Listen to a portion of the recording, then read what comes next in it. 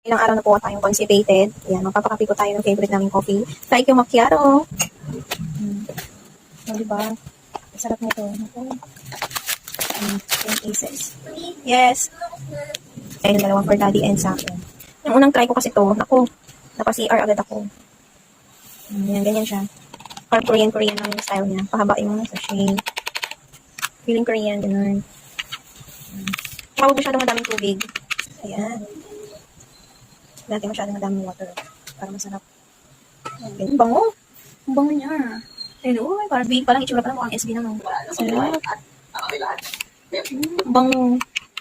Bongga yan. Ito natin. Ay, bongga. Ang sarap.